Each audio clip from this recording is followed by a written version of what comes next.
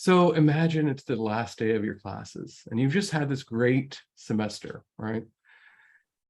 And you've been engaged, you've talked to all your students, and then you give them an exam and they sit there for 2 hours filling in little bubbles. And then they walk out of the classroom and they're like, bye.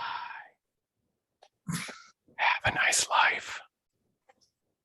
And that's how you end. And that's not good. That's not good. That's not how, and we, especially since people remember the beginnings and the ends of things, that's Sure. not how you want to end a class. And you don't need to end a class. Like, we have classes end like that because it used to be people had to show up and they take one test and it was the end of the semester. And so, like in the old European style, like all that grade is one exam that you take at the end.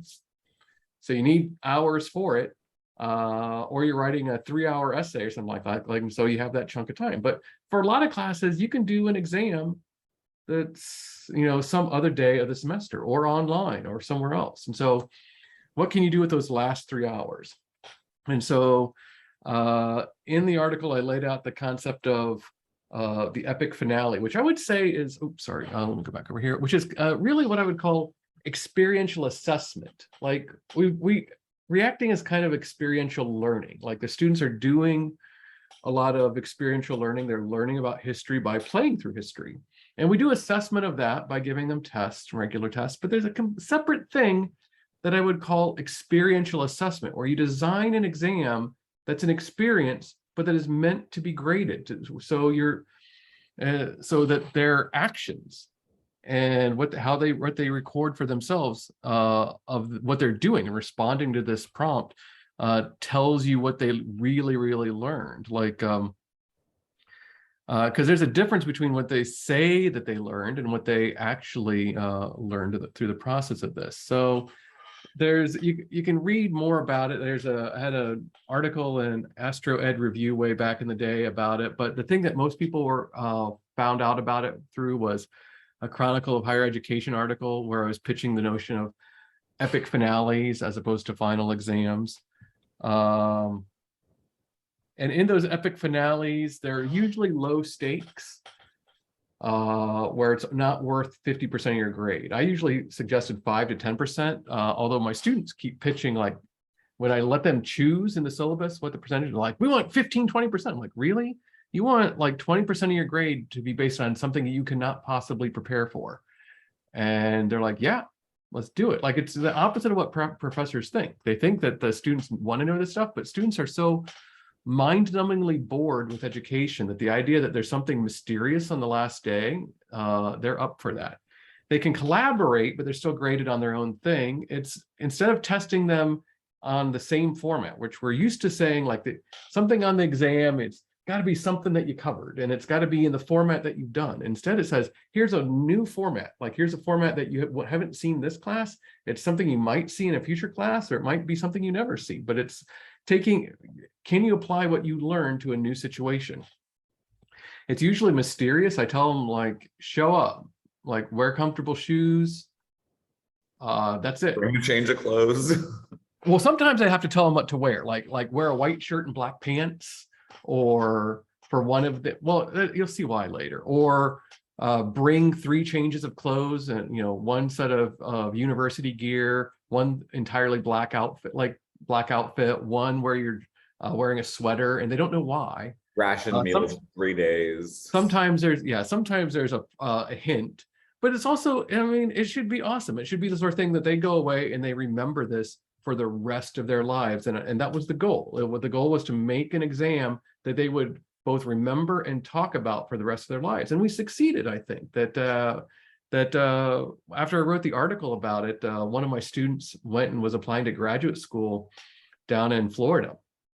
And in the interview, he mentioned he was from Elon, and the interviewee had read the article and was like, here's this thing I read about epic finales there, and he's, oh, I took that one. They spent an hour talking about that epic finale because it was an interesting prompt.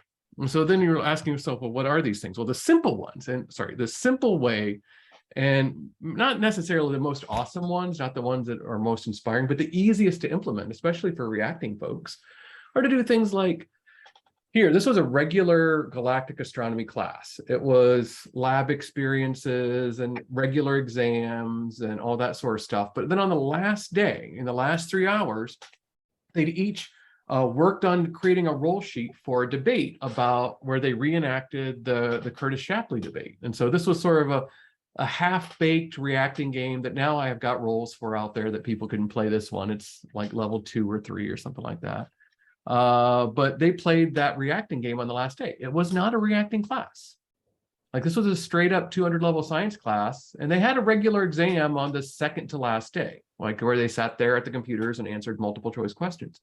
But then for that last day, the thing that I wanted them to walk away and remember was to apply that stuff that they learned to this famous astronomical debate. And so an easy thing to do for reacting folk is to take a regular class that you've got and have them do reacting on that last day. In an astrophysics class, I've gone with just having a single question where they spent 3 hours working on 3 hours working on a research question that doesn't have an answer. Like no one knows the answer to this question. It's an open research question. But I just wanted to see how far they could get with it working in teams, and they could ask me about it as I walked in the room. Again, that's still, I wouldn't call that necessarily awesome, but it was the sort of thing that they remembered because they were doing research for the first time. Even though I hadn't had them do research, I taught them the computer skills as a sophomore and the math and the physics. And then as juniors, they were going to do research projects. But for this final thing, I was trying to tease out of them to get them to try research for the first time. So it was sort of the launching point for future classes. Hey, Heather. I was giving them a brief rundown on epic finales, which if you haven't heard of, I'm getting to the best part. I've been going through the boring stuff now.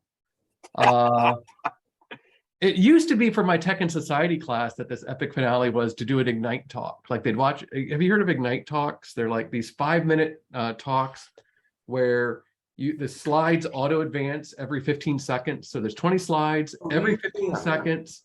And they've never done that in the class before, but they have to do that on the last day. And so they scaffold up. I've done those. We just call them by 20 by 20s. Yeah. So it was for a reacting class. So they had reacted and learned to speak sort of in the class, but they hadn't learned to give a short slideshow like that. So the short slideshow is the final thing where and it's also a debate. Like they'd had regular reacting debating during the class, but then on the last day, they're debating with slides, 5 minutes versus 5 minutes, yes and no on some Black Mirror technology. Like, should the campus police have armed security guard robots? Yes, no. And the 5 minutes, yes, 5 minutes, and no. And so they're taking what they learned from reacting, they're taking what they learned from other aspects of the class, and taking what they learned from my slide prep and sort of pulling it all together into this 5-minute presentation that they're nervous about because the slides are going by themselves. Now, that said, I wouldn't quite call that an epic finale, but it was sort of getting in that direction. And Harry, you look like you got a question. Maybe you didn't. Sorry, I just got a message right as you asked me that. Just pause on the Ignite talks. Is that a program that automatically advances the slides, or is that just something that you can build into Google Slides or something like that, or is that a particular program that you use for that? I mean, you can do it with PowerPoint or Keynote, and I actually have a whole for all the classes I've ever done, I trained them on how to use Keynote with that, because this is a whole separate thing. There are 2 features in Keynote that make for beautiful slide transitions. And so you can sort of pass yourself off as a School of Comm student, even if you're a business school student. And so once I teach them those 2 tricks, then they learn how to use those for doing better graphic design for their slides. So there's a little bit of that built into the class, since I'm trying to teach them to give good presentations. Right. So anyway, but then you get to the weird stuff. So here was a class that I had on aliens, life in the universe. And I was teaching this with a philosophy professor. And this is like the first one where I told him, I'm telling you nothing about this final exam. Just get rest, show up on time, wear comfortable shoes. All right. And they were honor students who are real grade grubbers. I mean, honor students are as bad as medical students, or maybe second to medical students in terms of being grade grubbing. But they went with it.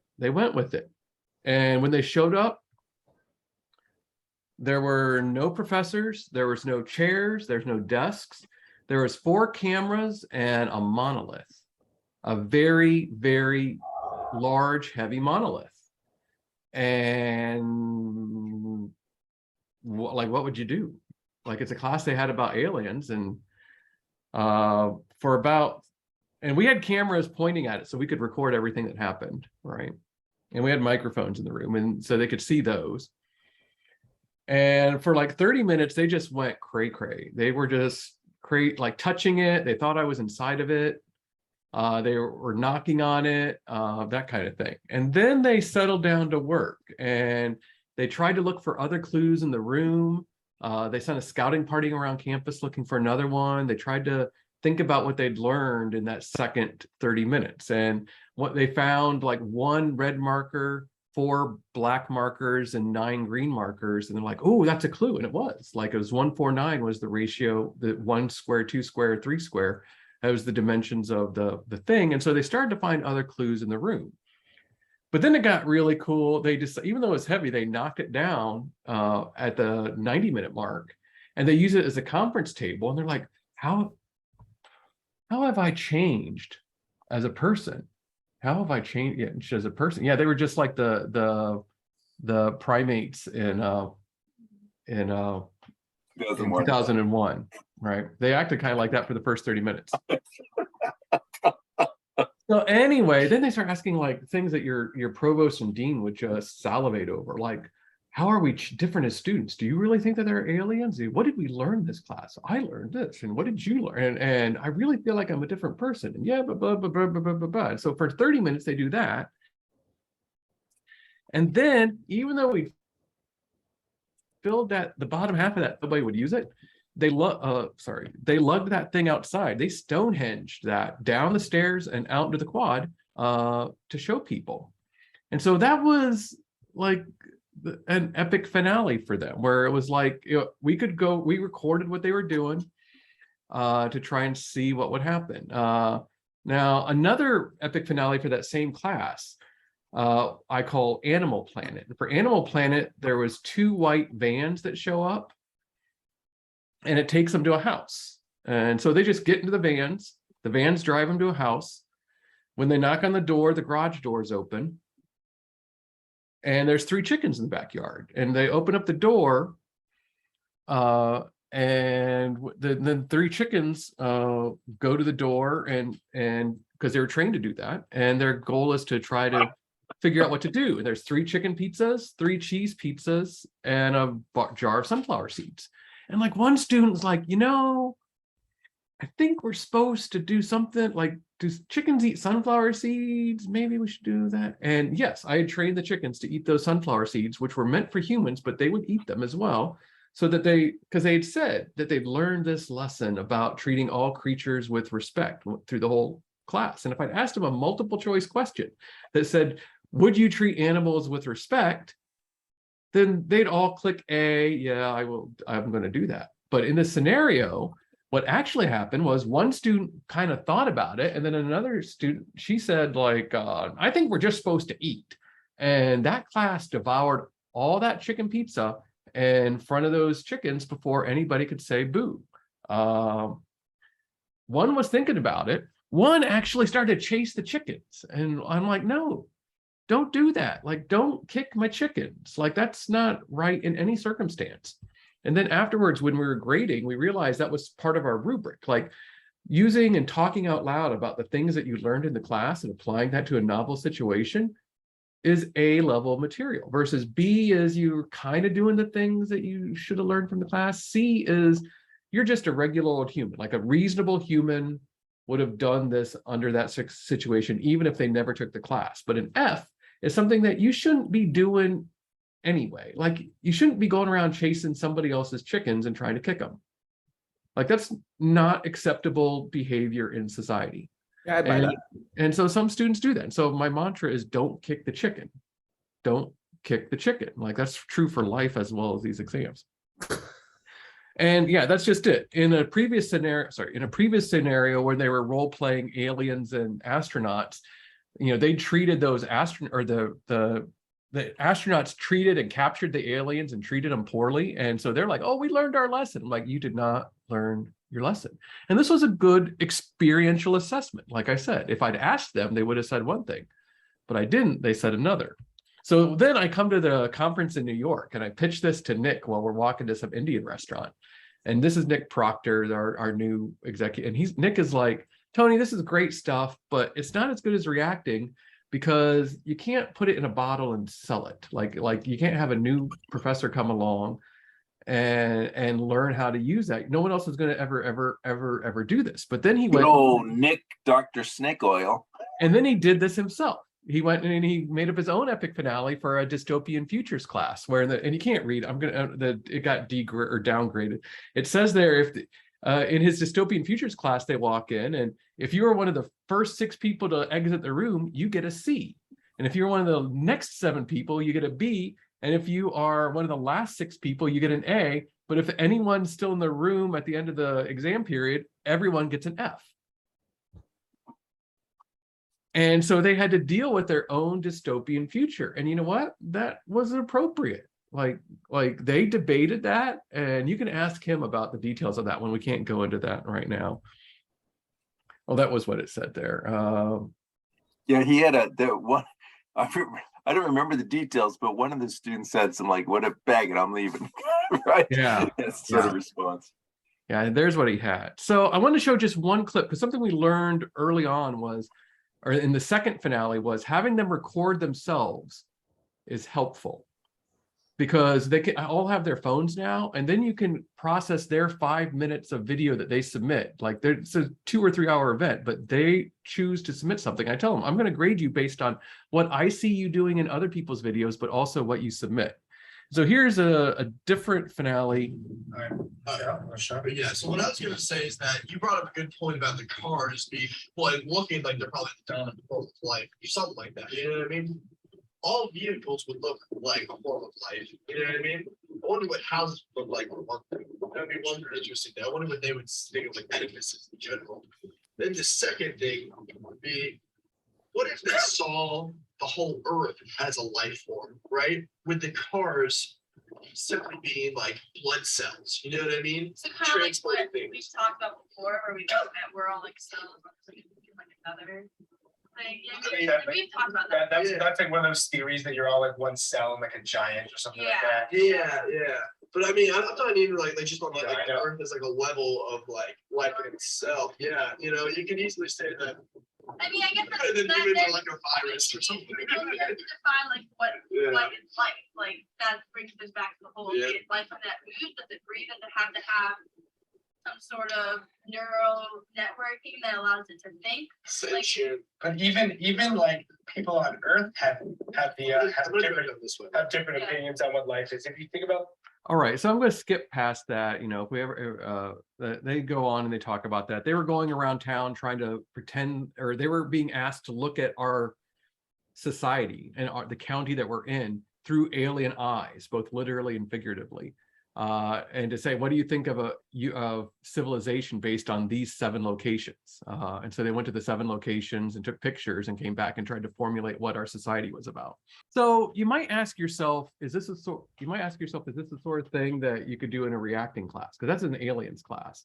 And I actually have 2 different reacting classes, both a first-year seminar and a junior-senior seminar that I've come up with finales for. And the first one was a class that focuses on Greenwich Village, so protests from the 1910s, and then protests from the 1960s, and then protests from the 2010s.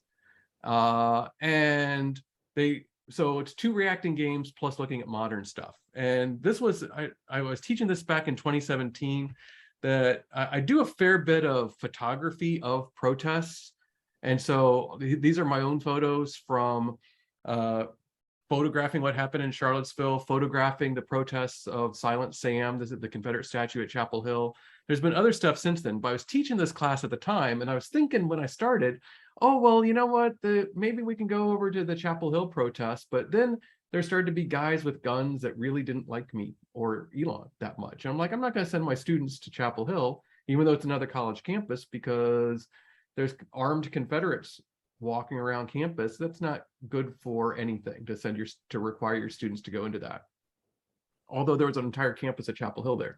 So I needed a epic finale that was experiential, that was related to protests, but that wasn't going to be actually tied to any topic. And my son gave me the idea of numbers, having numbers-based protests. And so there was the March of Primes, there was the numerical square protest, and there was the really odd rally. And they were all given a random number, and I gave them a little bit of context for it. I don't want to spoil what that is, but, and then they had to show up, and they, at first were like, Crider, we're not going to do anything with this. Like, numbers don't mean anything. I'm like, I know numbers don't mean anything, but just show up and let's see what happened. And within 30 minutes, being outside in the heat and yelling at each other, regardless of the fact that there's no ideology whatsoever built into this, it got intense. I cut it off. I was going to let it go maybe an hour, but after 30 minutes, I'm like, no, we're done. We're done. We're going back inside for the debrief. It was good, and it fit a nice way to see how they could apply it. And in a longer speech, I tell you how they did it, but they were able to go through and take things that they learned about, especially pulling from the 1968 game, about the significance of color, the significance of police actions, and all that sort of thing, and also the impact of the media. And they were able to use that in these sort of fictitious protests, even though they didn't really know much about what was going to happen until they got there. Here's an example of one. The girl in yellow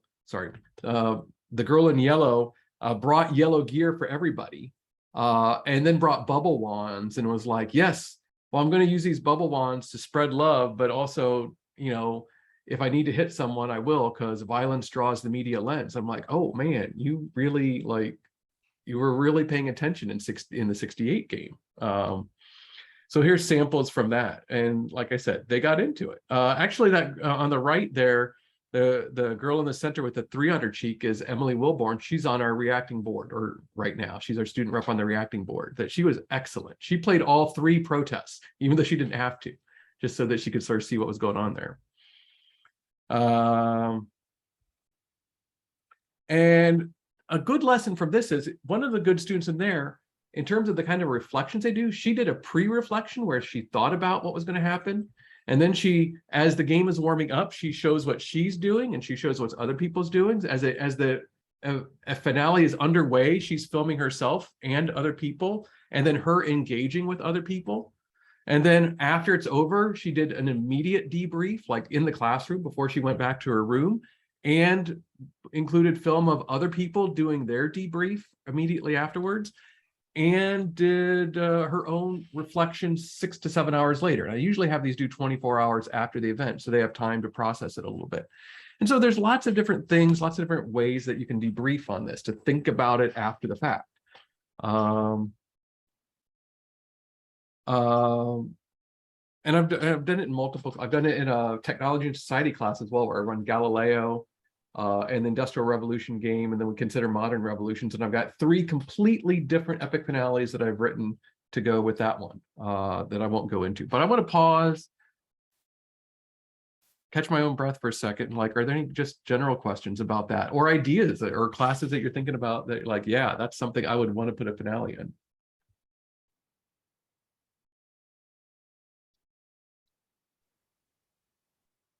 I'm just overwhelmed. I'm sorry. I've blown your circuits. Paul, you said you had a finale you were going to share. You don't want to chime in on that? Make me look a little bit less crazy? Like, you so overshadowed anything that I would ever come up with. You didn't have chickens? You didn't have chickens in yours? No, I didn't have chickens. I like that idea. I like chickens. So I teach in our university honors program, which doesn't really let me bring in reacting, not in any substantive way, because the pedagogy is primarily set. We try to make it student-centered, discussion-based, which is nice, and it's, you know, it's a different kind of engagement. But what I did do this last year that I taught it, often the last day or the next last day, is what they call symposium. The students bring all their books, and then they kind of like talk about all the things that we've read. So I teach the kind of the 19th century class, kind of picks up in the very late 18th century. Some philosophy, some politics, some literature, etc. Anyway, so this last year I thought, okay, well, I'm going to assign them authors from the book. So they'll know ahead of time, but they came in representing one of the authors, one of the books we read, and they needed to be prepared in their authorial voice and perspective to ask questions of the other authors and then defend, their own positions. And that seemed to work pretty well. Some students were a little less engaged and others personality-wise. And some of them got a little ham-fisted, which like just falling back on what was stereotypically whatever you think a particular author thought. But some of them really got into it and did a pretty good job, especially when they were questioning the other authors. And I like that because you're starting with Hume and you're going all the way up through Nietzsche. you get some pretty diverse perspectives there. But yeah, so that was one. Yeah, and what you're saying there is also a piece of this that I have to tell students in advance is sometimes you don't know what your rubric's going to be until you've seen it play out. And so as you're describing what happened with your students, like you just laid out the rubric, like saying, are you representing your character? Are you representing your character and interacting with other characters? Right. And are you probing them with insightful questions, or are you, and so sometimes watching these videos, and that's my favorite part of the semester, is either prepping for these finales or watching their videos afterwards, because I can't see it from 25 different perspectives. But when I watch the videos, I see everything that played out that I didn't see. Sometimes I'm not even in the room. Like the most recent one, I sat in my office calling people on the phone, calling them on different phones for 2 hours. So I couldn't see anything that they were doing. I could only see what was happening on a computer server where they were typing stuff. Interesting. Yeah. And so I show up at the end, but I could watch it all afterwards. Sometimes I'm there with a costumer and character and that sort of thing. But it's fun to watch those videos to see that after the fact. But I usually have to watch it once, write down the kinds of things I observe, and then make the rubric and then watch them again. So it takes I remember you sharing that last year, and I had a question about that. So do they know that they're being observed? And if they don't, yeah, I mean, I tell them that one, they're recording themselves, like they know that they're being recorded by themselves and others, and they know that I can have a camera everywhere or anywhere. That's part. In fact, that's the sort of thing I've started to make up a set of just ground rules. I used to tell them nothing about it, and now I've started to give them some sort of quasi-mysterious rules just to follow along the way, just because they help the thing. Like one of them is don't kick the chicken. Like, and of course, that means some of them, like my D level students, then really expect an actual chicken to show back up. And I'm like, no, the chicken's now a metaphor. Like it was real in that one, but it's a metaphor now. Do you understand what I mean by a metaphor? Don't kick the chicken. So they've been researching before class, like I'm ready for the chickens, and then they show up to the exam and they'll put this on video, like, "Where's the chicken at, man?" And then another student say, "There's no chicken, Bob. There's no chicken." Something else that you may or may not do depending on the finale, but I had to do this for one of them is you cannot touch anyone.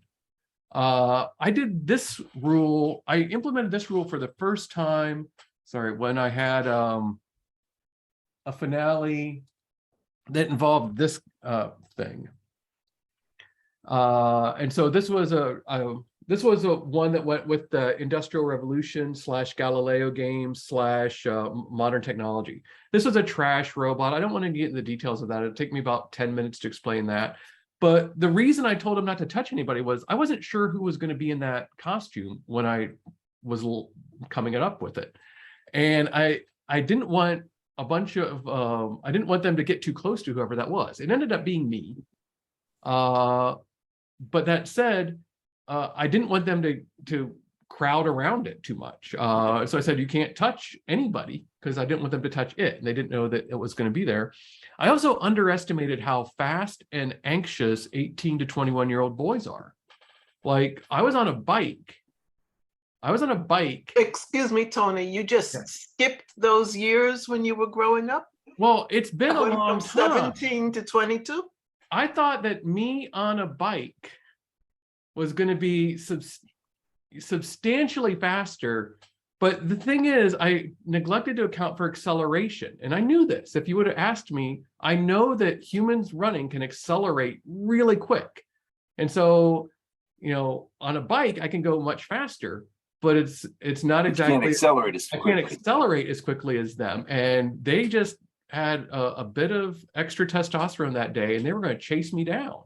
Well, and let me explain, Roberta, as another middle-aged, probably more middle-aged than Tony is guy.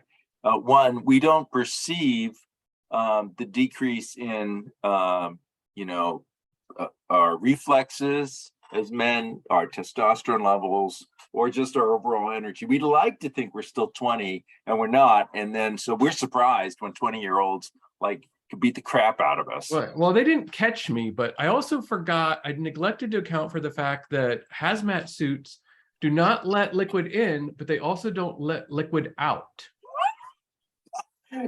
How could you forget that, Tony? Well, I wasn't Especially when a thinking about bicycle was how involved. much I was going to sweat. So anyway, I'm glad no one else was in that suit because they might have sued me. But that said, that's why we have the no touching rule. And I think I'm going to keep that. I think I'm going to keep that rule. Another thing that I've told them consistently, but it changes a little bit from year to year, is that they have to show up with a charged phone with space to record. This year I added a laptop. Because this particular one, this particular exercise, the most recent one, was a dystopian company, and so they had to work on their computers doing manual or menial labor for 2 hours. Some of them, because it's an industrial revolution. In the industrial revolution, some people are doing really monotonous work, and so I assigned some of them to do just really monotonous work until they revolted. And so. That was another thing. But having them bring the phone is required for them to get those videos. Another thing that's just kind of helpful is to set a geographic boundary. And sometimes that's the classroom. You say you're not allowed to leave the classroom. And sometimes you say you're not allowed to leave the campus. Or sometimes you say you're not allowed to leave the county. Or sometimes you say, here I said you're not allowed to leave the historic quad. Like, because I had, and so, but you have to think about, if you don't tell them where the geographic bounds are for this experience, they might push the boundaries and say, well, I'm going to go, you know, over to my instructor's office or something like that. So also it's helpful to let them know that, and this is just generally good for reacting. Like whenever I'm in character, I wear a hat. Some sort of hat, doesn't matter what, so that they know if I take that hat off, I am Anthony Crider, out of character, and I am your instructor. You must do what I say for this class for your own safety. Versus if I'm in character, then all bets are off, right? I could lie, cheat, steal, do whatever. So like the last epic finale, I was president of some corporation who was firing them all, you know, and showed up with a mask and a hat and all that sort of thing. But that's for a safety issue. They need to know when you're the game master, you're the instructor, and when they're not. And that's kind of helpful for reacting. But in an intense situation, because these epic finales are more intense and fast and concentrated, they really need to know you're in character or you're not. And what discipline some of these were honors classes. There were 2 reacting classes. We were just talking, or I was just laying out, doing one of the reacting classes was a protest-based one. So it was Greenwich Village game, Nick's 68 game, and then modern protests. And then this other one was the Galileo or scientific revolution, the industrial revolution, and then the whatever revolution we're living in now. And so that's trying to tie those together. And as I'm doing these more recent epic finales, I sit down and say, what are the big takeaways? Like in the Industrial Revolution, I want them to understand jobs or human jobs are being replaced by machines. Their jobs will be replaced by machines eventually. Many jobs will be replaced by machines. That's the core of the Industrial Revolution. And so there's different ways to get them to sort of recognize that. Also to recognize what science is. It's experimentation. And or authorities. Who are authorities? So I teach astronomy, but none of these epic finales were in astronomy. Even the epic finale on aliens was one that I co-taught with a philosopher for an honor seminar. Yeah, and you actually get to teach a lot of interesting classes outside of the immediate astronomy, right? Yeah, I mean, I teach astronomy. I'm teaching like 6 hours of astronomy lab, which is fun. But then I'm usually teaching one seminar class per semester, and so that's sometimes been the honors aliens class, sometimes the first year seminar on protest, sometimes the senior seminar on technology and society. So yeah, I've been very fortunate. But anyway, Your dystopia class, probably one of those seminars. what was that? Your dystopia class was probably one of those. No, the dystopia class was actually Nick's. That was Nick's class. Oh, right. That was Nick. Yeah, okay. So there's been a fair number of faculty that have written to me after the epic finale article came out, because they tried it. Like a bunch of these centers for teachings and learning put it into their training seminar now. It's like it's a class that they teach in our Masters of Higher Ed. They spend it. So there's like students that come up to me that I've never seen before. Like, oh, I read your article. I'm like, I don't know who you are. But hi, great. That's great. But everyone puts their own spin on it. But I haven't gone back out to sort of take the things I've learned since, I guess that was 2015. So it's been almost 7 years of both hearing back from other faculty that have tried this sort of thing, and things I've learned about sort of safety, about trying to incorporate different things in, and also like the first big one was on aliens, and then a lot of people said, well, no, I'm not teaching a class about aliens, how could I do this? So that's why I said I went, and so I offered 3 different epic finales for the seminar, the reacting seminar on protests. So it'd be coupled with Greenwich Village in '68, and then 3 different epic finales since then on the technology and society reacting game. And so now I've got, it can be done. Like any reacting class, you can make time for this sort of thing because, but then you don't want to necessarily repeat them. There's one that I did on time travel that I think I might repeat at some point, just because it was so good and it really got them to think about combining the Galileo game and the Industrial Revolution game, but thinking about it in a future tense rather than in the past tense. That one I look back on and I'm like, yeah, that was hitting all the right notes. That like there was one girl that in her reflection, like it hit her hard.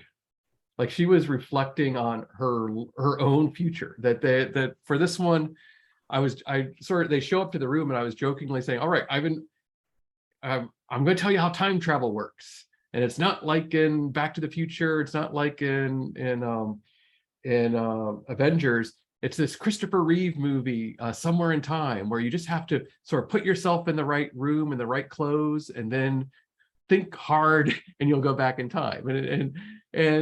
But you also have to take this pill. And so I laid out a different pill for each year that they were going to go forward into, because they're going to go forward into time. And then they would draw a card when they took the pill that would tell them something about themselves. And maybe that something was, you will lose your job to a robot, or you've lost your job, or you're working for the Ministry of Truth now. And so it was things that were meant to imply this, not dystopian future, but a quasi-realistic future. And so I laid out the sort of the future Criderverse of things who might be president. Like who's going to be president what year will certain iPhones come out, what year will certain PlayStations come out, and also what was going to be happening at Elon. And then I made up a series of, on one TV, I had fake CNN things playing on the TV for each year, set 5 years in the future, 10 years in the future, 25 years in the future, and 50 years in the future. So they'd put on clothes and they'd go forward into these different futures. And a good B-level student would say things like, oh, here's how I felt about this. This was kind of like this class. But the A-level students would realize, wait, my character, I went through the 4th Industrial Revolution. Like they would both do things that were appropriate to what they learned in the Industrial Revolution class, but also bring it back to that. Or when they're saying this Ministry of Truth, like, oh, well, that's kind of like the Galileo game and how the Catholic Church gets to decide what's true and what's not. But that's sort of playing out in this future. And so all of those CNN headlines and all the things that happened to them were things that could reasonably happen in our future based on technology, and also the technology advancing, like the iPhone 14, which actually iPhone 14 just came out a couple days ago. We're living in, like, we're actually in their future now. Like, we're at the spot of their 5-year jump, I think. So anyway, it can be done in a reacting class. Sorry, can be done in a reacting class.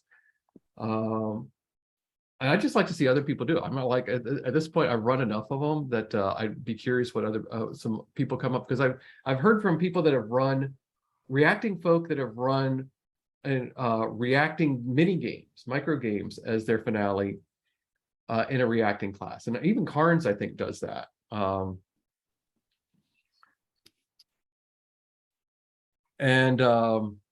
I've heard from other people that weren't teaching reacting that tried their own sort of creative endeavor. Tracy, you want to talk about what you're doing?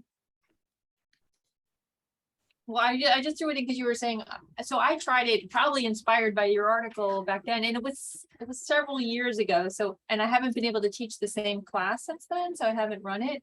But yeah, I ran a game where it was in the future, and they were on a colony from Earth, and I had the super brief roll sheets, and it basically, the gist of the game was to get them to realize the disparities in compensation and living space, and to just get into the inequalities and sort of the different. We also read about like levers of resistance and stuff like that, to see if they would protest or organize.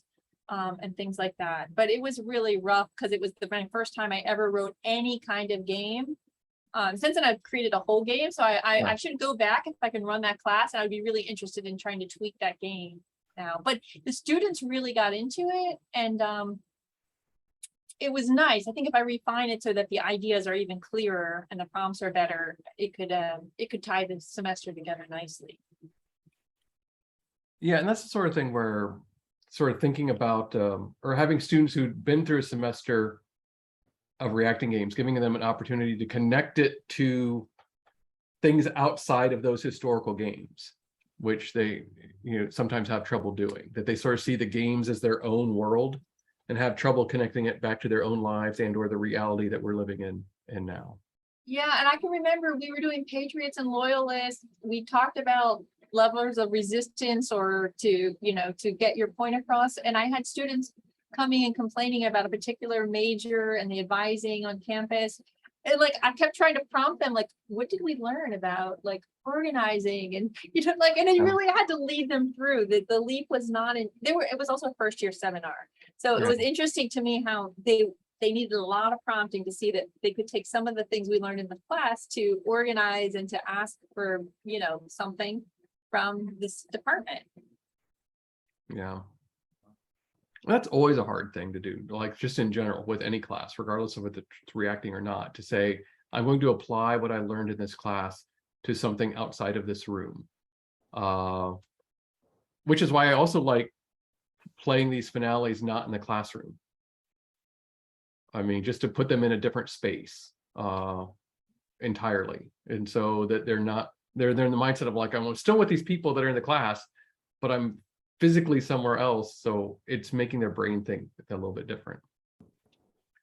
So anyway, there's my quick pitch and or advice and or whatever on epic finales. Like I said, this is something I usually chat about, not so much with reacting folks, but at the Serious Play conference. But I think reacting folks are kind of primed to think about these things because they're bold enough to do something just a little bit different usually, versus at the Serious Play conference, they're all like, wait, you're doing this with like paper and wood and paint and not online, like, and I'm like, well, yeah, actually, like, probably the worst, like here it's candy and paper and a few funny hats that I had sitting around the house. Was most of the prompting. Oh, and the guitar. I had to learn to play a song with the guitar because the guitar for this finale was going to prompt them to come back to the present. When they heard the music, they had to walk back into the room that was in the present. So honestly, learning to play the guitar for that one was the hardest thing. building the trash robot, or building not the trash robot where I dressed up, but one time there was an actual robot like that was inside the trash can, and I'm never going to do that again. Like that was a lot of parts, but anyway.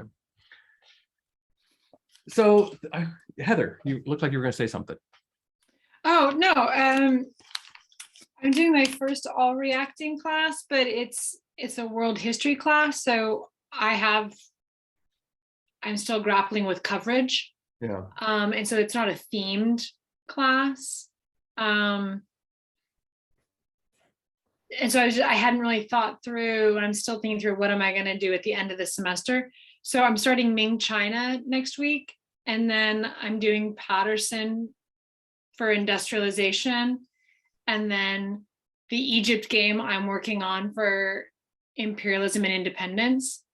So there's not like a unifying theme, but I'm wondering now whether as a final, do I want to take like protests in Venezuela and put them as army or different characters, because we're be engaging with protests, we'll be engaging in Patterson with money, or write roll sheets of what do they, because it's a history class, so like Yeah. what do they wish they knew, or what does a character need to know, or what's the context.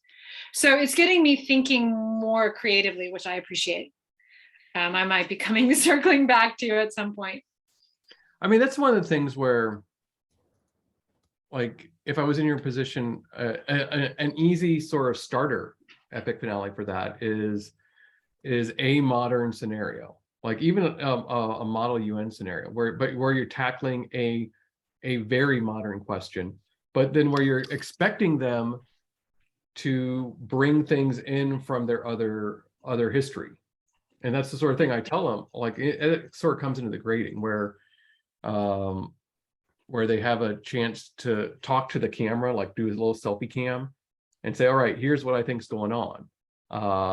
And so if you're building something that's a modern scenario, the thing that you would have to build into it for it to work as an epic finale probably would be to give them a chance in the middle of it to, like, either in character or out of character, go out in the hallway, to have a few quiet spots in that game where they can talk about that. And usually I build it up where for most of the finales, there's either multiple rooms so that they can themselves go into another room, or the gameplay in some of the rooms isn't intense so that they can record, that kind of thing. Because you want them to be able to sort of in the middle of, unlike a reacting game where they're not going to stop and record themselves, you want them to be able to do a little bit of that so they can show their perspective of what's going on with this and give you their own thought processes.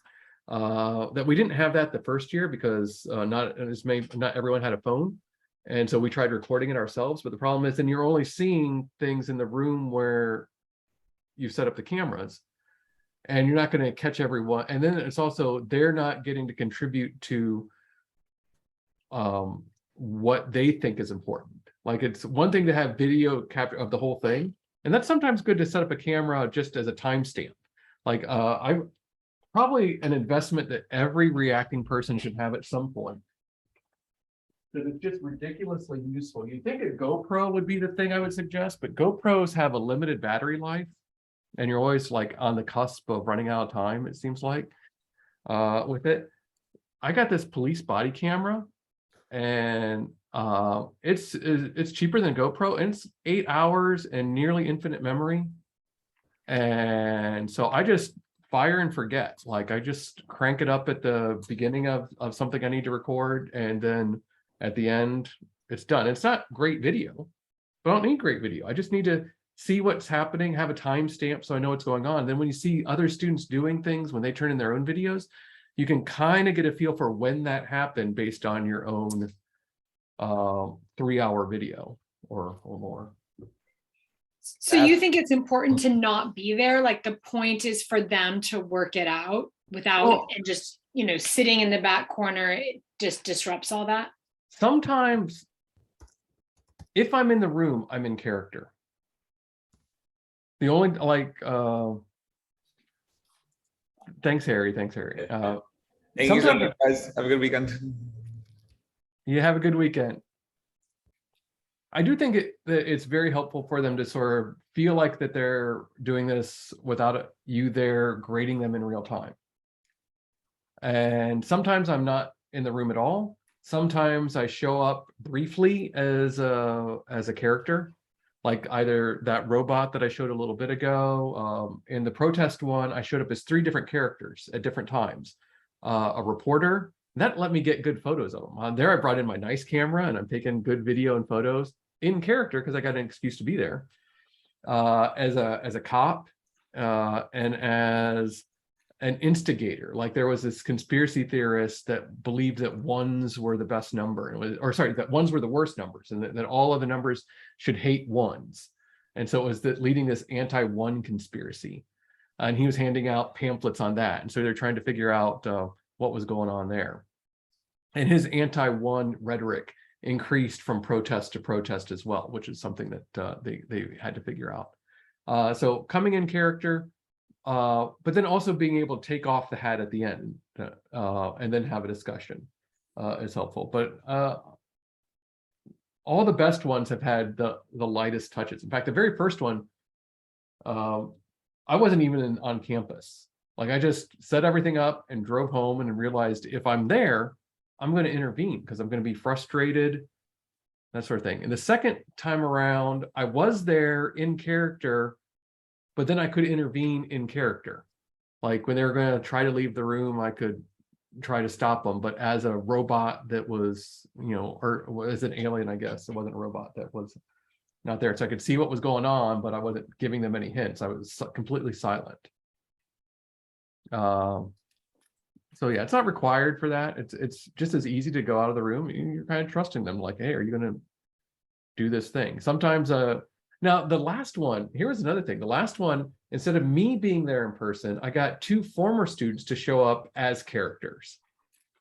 And then as things happened, they could call me in character for advice. Like they could pretend like they're assistants to the president of the corporation. And they were, hello, Mr. President, we need help on this, that, or the other. And so it gave me an excuse to be able to nudge the game in the right direction, but in a playful way rather than saying, no, it's time out, stop, here's what you're doing wrong. Which is true in general for reacting. I usually encourage very, very light touch in a reacting game, like give authority to someone in the center of the room or a student to run things and to make game decisions, and only if there's really something that's going out of bounds of where someone's going to get hurt or something's really going off the rails in terms of the game do I even give any advice at all. And you may have said this before, apologies, I had another meeting that ran over. What percentage of the class grade do you usually make your epic finales? When I've done it very small so that the stress of the different format didn't freak students out, but I'm just wondering what others do. So here's what it's evolved to, because I started it off with 10%, although I felt like that was high at the time. And in more recent years, something I really encourage you just to generally think about, and I like this, is I set on the first day and I'm like, here are 7 things that we could be doing in this class. Like we're going to do the 2 reacting, reading, and writing. But what do we want the percentages for these to be? Like, what percentage do you want attendance to be? What percentage, and that's their first debate, is what percentages they want for things in the class. What percentage do you want the quizzes to be? What percentage do you want the exams to be? Personally, I don't need the exams, and so I had them in there, but they decided, they voted them out, and I don't care. Like I got tons of things to grade them on. And what percentage do they want the epic finale? And I lay out, here's the epic finale, and if you decide, and I always tell them, if you're not going to take the epic finale, you can do this alternate final exam that's an essay, a 1-question essay, where I will ask you a question and then you write, 3,000 words over those 3 hours. And so there's always an out, which is helpful if someone's absent or if someone's really not going to do it. But I've never had someone take that out, even when I think it would have been in their best interest. Like there's people that had serious issues speaking in public or engaging with other students would go with that one. Only in cases where students had to be absent because of an extreme illness or something like that did they end up, and then they were, and I had someone who showed up sick actually and she's like, I got to do this. I've been waiting all semester for this. Like, are you sure? Are you sure? I actually wasn't sick. I think she'd like hurt her foot or something like that. And she's like limping around. I'm like, are you really sure you want to do this? I'm like, yeah. Okay. So, but they've been going with higher numbers, and usually the class, when I present what's going on, usually is pushing for 20%. I'm like, are you really sure? And so they usually end up on 15 now. And I mean, if they really, one year I let them do 20, and I'm like, but you realize this isn't a gimme. Like, I'm watching you and I'm going to judge what you did. Like, are you applying what's going on? Like, and I'm not going to tell you what it is. Like, we don't care. No, it is. And they're just very confident that they're going to absorb that material. But it's honest. I mean, the grade distribution for it is as tough as, and if not tougher than some of the multiple choice exams, because multiple choice, like sometimes they just had heard about it, or they read the material, or it's something that they saw, like it's not that difficult to just read and sort of put it in there versus to really know it in your bones is a different thing. And that's what I think this experiential assessment's about. It's testing to see what do they know well enough to use in a completely different scenario. Most years, like I don't really start thinking about what the finale is going to be until halfway through. And some years it's like the week before that I'm like, all right, I'll write down notes for what I think it might be. Something I would suggest, and I haven't actually ever talked about this at any of the conferences, because I haven't talked about writing these things. I've mostly talked about the ones I've done. But in the process of it, some of my best ones, usually I'll find something that I read recently, or sometimes it's a TV show. Like there are two different TV shows that I didn't copy off of, but they inspired me to think in that way. One of them was Severance on Apple Plus, which is about a dystopian company. And I didn't copy the pieces, but that got me thinking about making a dystopian company. Like, and it's a completely different kind of thing, but that's what I'm like, their finale should be that, versus there was another HBO series called Years and Years, which looks at one family progressing through the future and all these things that happen to them. And that got me to think about, creating my own version where they would experience technological changes that mirrored industrial revolution issues and mirrored scientific revolution issues, but by them living through a future. And so it's you can usually finding one thing that you say, this is going to be my inspiration, and then how do I take the core concepts that I'm trying to teach and bring them into that. Yeah. I think I may have been inspired by The Expanse for my last one, which I never finished The Expanse because I lost, we couldn't watch it for a while, but the whole idea of being displaced and the hierarchies. Yeah. If you know that show. So yeah, that's really interesting. And you don't want to copy those things, because if someone's seen it, then you don't want them to say, oh, this is from there, like copying. But and so no, it's not, trust me, it was nowhere near as good. It's like it was just roughly inspired by that idea. Yeah. When you were talking about people recording themselves and so forth, the first experience I had of that was with our Faculty of Education courses, where the teachers in training would have to record themselves when they were teaching in the classroom, and then watch themselves and reflect upon their performance.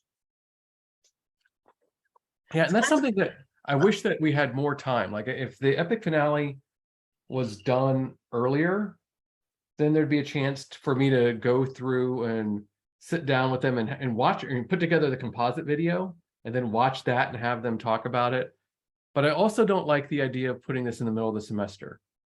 Like, I don't like the idea of this being a big thing that you, well, one, I just can't do it. Like this usually involves a lot of effort to do it. So I usually need finals week to do it.